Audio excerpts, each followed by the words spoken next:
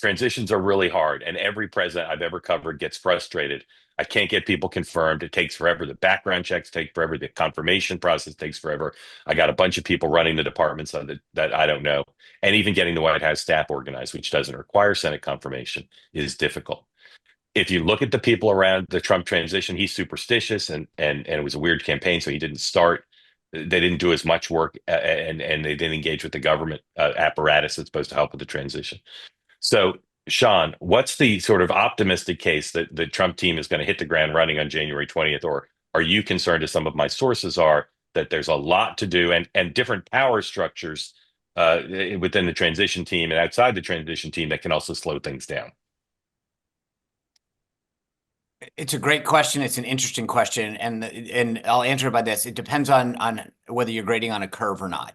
And what I mean by that is, I think he's going to be much better suited than we were in 2016. I literally walked in the office the morning after the election, and people were like, I mean, what do we do? Where do we go? There was no sense. I mean, and obviously he pushed aside Chris Christie. And so we had to remake our transition team. I think that there's a lot better structure in place than there was before. And that's why I'm not trying to be demeaning, but I say grading on a curve. I think it's a very different way how he's going to organize things. He's much better than it was in 2016.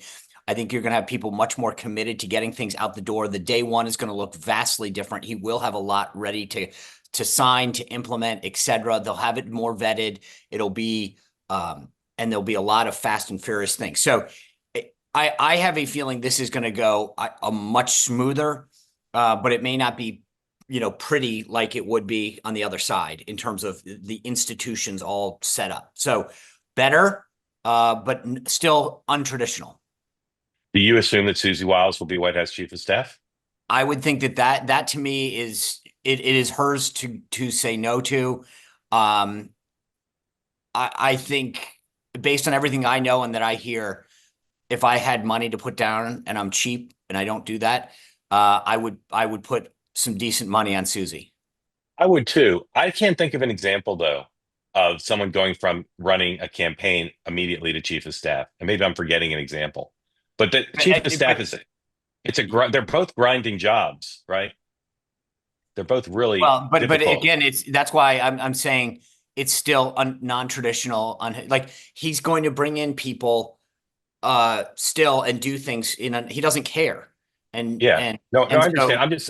I'm just saying, it seems to me, if I look at the universe of people besides the president-elect himself, the universe of people there, the only one who I think could run a linear transition with all the knowledge that's required of what Trump wants, personnel, management, etc. She seems to be the person, but I just can't imagine that she doesn't need a break. Yeah, but that's the mentality. I can tell you, having, I spent 6 years at the RNC where it's kind of nonstop. And I thought to myself, okay, but when you get that opportunity to go serve at that level, I mean, it's literally, I am not the most athletic person, but I can imagine somebody getting a call and say, hey, we want to bring you up to the majors to play ball. You're like, okay, I'm in. And you don't think you're going to play in the league that long. I mean, press secretary, White House chief of staff, you mentally say to yourself, okay, I can do that for a year and then I'll be done. And so she's got older children. I mean, I don't think she has the same family concerns that a lot of people have if they have younger children, perhaps. Right. She's done a lot professionally. I think this would be a huge feather in her cap. I just, like I said, for every reason, including the trust that he has in her, I would be shocked. And I would believe it would only be because she doesn't want to do it. Yeah. I think she will do it. I think she will do it. I just wonder about her stamina, or not her stamina, but just the complexity of needing a rest. Dan, we've seen bad transitions. We've seen transitions where they took all the W's off the keyboards in the OEOB, and obviously the transition from Obama to Trump wasn't great, and from Trump to Biden wasn't great. We've seen now both the president and the vice president pledge this. Do you imagine that your friends who work in the OEOB and the West Wing will be enthusiastically helpful to the Trump transition? They won't be enthusiastic, but they'll be helpful. I just don't see that kind of same childish, as you say, the famous, Clinton Gore people popping the W's off the keyboard in 2000.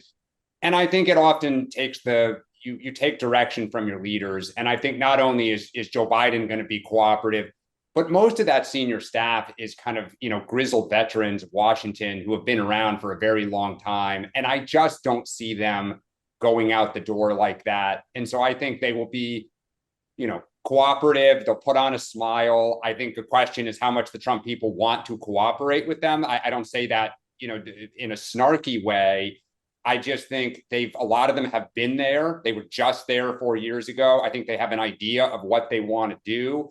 And so to what extent they're going to ask for help and whether or not they go through the formal channel of a government provided transition office and infrastructure or choose to run it themselves. Again, I don't say that to be snarky, like maybe that is what future campaigns do. I think will be anyone's guess. And I think, the other part of this, as you said and Sean said, is Trump, when he went in the first time, really had no idea how government worked and what the levers were to pull and kind of just all the things he didn't know. And now he does. And just like George W. Bush knew from his father and Dick Cheney knew from years in government, I think it'll be very different this time. Yeah, can I just add? I think there was that pettiness when George W. Bush came in that I don't think is going to exist. I think that Joe Biden will be very clear with his staff, and I also think there's a level of maturity of those people.